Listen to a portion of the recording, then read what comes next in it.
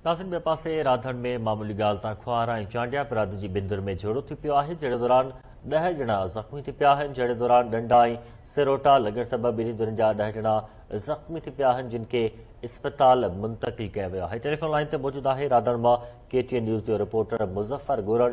तफ़सील मालूम कंदासीं। मुज़फ़र, कहिड़ा तफ़सील आहिनि जहिड़े बाबति?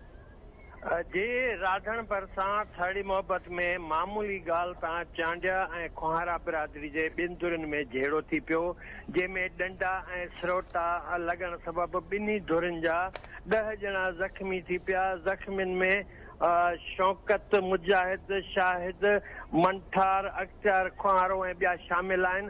ज़ख़्मियुनि खे फौरी तौर मुज़फ़र गोरड़ जी वरी महिरबानी तफ़सील ॿुधाइण लाइ। नाज़रीन, राधण खां मुज़फ़र गोरड़ असांखे तफ़सील ॾींदा आहिनि। राधण जो मामूली ॻाल्हि तां ॿिनि धुरनि में झेड़े दौरान 10 ॼणा ज़ख़्मी थी पिया आहिनि, जिन खे इस्पताल मुंतक़िल कयो वियो आहे।